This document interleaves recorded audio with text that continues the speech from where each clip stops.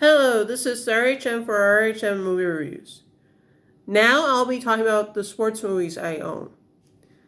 First, I'll start with the biopics or movies that are based on true stories, and then I'll move into fictional movies. Alright, first up, Remember the Titans. It is based on a true story, but like most as I said when I did biopics in history, most of these are half fiction, half fact, half fiction. And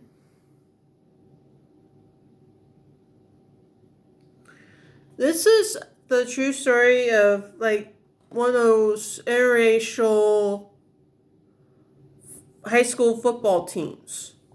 Where yes, during the night, according to what I read in the trivia, it said 1970s Virginia.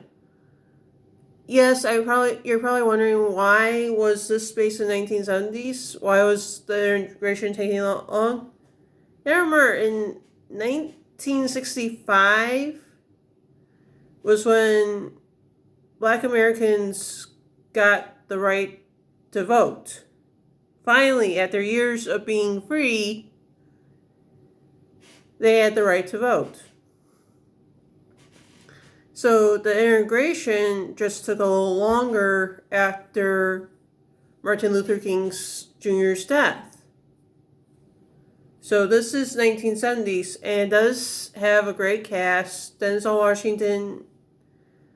I don't think he got nominated for an Oscar for this movie, but if he had, I hoped he would have won because he does an excellent job. Now I don't know if what they show in this movie where they during training camp they go to the graves of Gettysburg. Now I know that's in Virginia, but I don't know if it's true that Daniel Boone, I got it right. Sorry, Herman Boone actually took his players to the graves of Gettysburg. Now, if that is true, I would suggest you do check the fact. If that is a factual error, then okay, he didn't do it. But if he had done it, that would have been great because that would have shown the players that both black and white people were buried in the same place during the Civil War. It didn't matter the color of your skin. And I found it really interesting because Gettysburg Civil War. Denzel Washington had done a movie beforehand called Glory, which is set during the Civil War, and he won an Oscar for it. And I guess Will Patton, I guess according to commentary that Herman Boone and Bill Yost do for the movie, he said Will Patton had never done a red carpet before, but he was willing to do a red carpet for this movie if the real Bill Yost was going to be at the premiere. The guy had never done a premiere before. Don't know why. I do wonder why he never did it before and probably since then. Alright, next one. Now, as far as I know, this is one of the two movies that are actually based around the 1988 Winter Olympic Games. Now, according to the trivia for this movie, Cool Runnings, that 1988 was the second to last year that both the Summer Olympics and the Winter Olympics were held in the same year. Now, the last time would have been 1992, because leap year. Because after that, yes, we had Winter Olympics every 4 years, and then the Summer Olympics every 4 years. But within 2 years, there was no Olympics. So they were within 2 years of each other since then. So Cool Runnings is actually based on the story of the first Jamaican bobsled team. It actually is the 4-man bobsled team. Now, as I said, fact versus fiction. I checked the trivia on it, and the movie shows 4 runs in 2 days. Where in real life, during the Olympics, it's for the 4-man bobsled team, it's 3 runs, 3 days. And sadly but true, this was John Candy, who plays a real person in this movie. It was his last movie before his passing. And it said he died after the movie came out, just while he was working on another film. That's same thing would happen with Billy Heath Ledger. Alright, now I'm going to be talking about yes, it's going to be another football movie, but this is a movie that takes place with the NFL. That is Invincible.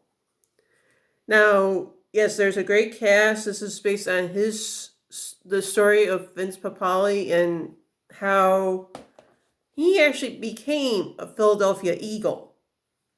And what happened during his first season with the team.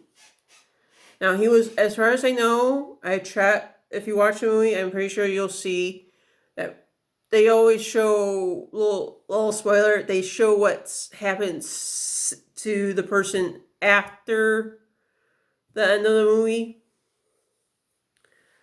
And with Invincible, it's amazing the fact that the guy, and the trivia actually says Vince Papale actually only did 3 seasons before he retired. I'm not sure why he retired. It's the same thing when I'm going to be talking about the rookie, which is Jim Morris. He only did 2 seasons of baseball with the Devil Rays.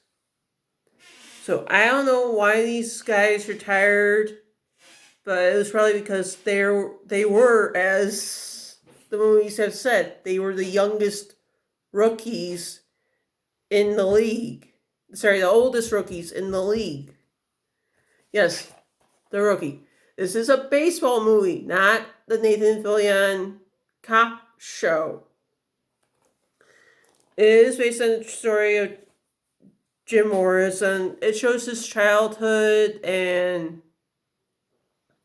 then before he tried out for the Devil Rays, which and when I watched it, I never knew this, because, of course, at the time, I never watched baseball that much. I mean, I had gone to a game once in a while, but that was for one of the local teams. And I'm proud to say, Chicago Cubs fan through and through, yay! Yes, The Rookie is a good movie. You find out that as I said, little snippets of what happened afterwards. But in the movie, you find out why he actually tried out again for Major League Baseball was because he had tried to get the high school baseball team he was coaching to play games, to actually try to win the games. And I thought that was interesting because, right, is that really how you try to get people to win the actual, whether it be baseball, soccer, or football? Is that really how you get people to win a game? Alright, next one is The Greatest Game Ever Played, which is based on the story of how Francis Ouimet beat his idol, Harry Vardon. Now, if you watch the movie, you'll be surprised that, there was a time where Francis Ouimet absolutely gave up golf because of what his father wanted him to do, because he was lower class. And Francis Ouimet's family was part of the working class. And of course, the woman he was in love with was part of the upper class. And I just thought this movie was interesting because eventually he did get back into golf. It just took this tournament and the fact that he was an amateur, and amateurs at the time, I'm not sure if it's still true today, that amateur golfers do not get paid for tournaments. I wish I knew if that were true.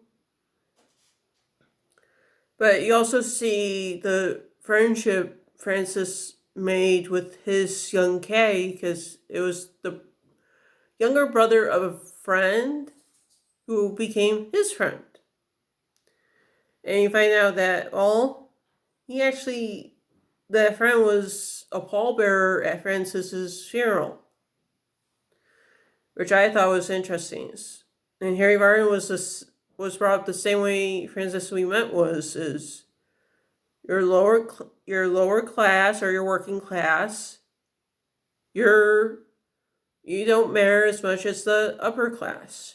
And golf was, at the time Harry Vardon has started, it was more of an upper class game and not a lower class game or working class game. And so he proved himself by playing golf really well. And amazing cast, Shia LaBeouf and Stephen Delane do a good job at playing Francis and Harry Vardon. Francis Ouimet and Harry Vardon. Now, yeah, there are special features that I do suggest you watch where it actually does talk about the history of the truth of what really happened during the tournament. All right, the next one, very interesting. And just so you know, with the movies that were based in this time, the real people that the movies were inspired by did cameos in the movies. This is an example. Miracle Lane 2 is based on the story of the first Justin Yoder, who was the first handicapped child to win a soapbox derby. And yes, I believe soapbox derby is a sport. Frankie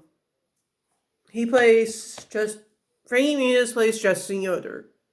And the real Justin Yoder, if you watch the movie, he's actually in the crowds watching the races.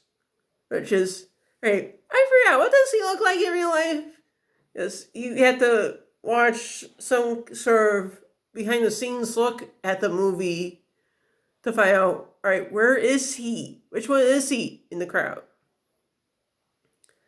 And of course, they show, how he got to be like this. They talk about, the reason he was handicapped because he was born with a birth defect. There was a missing, I think they say it's a missing part in the back of his skull.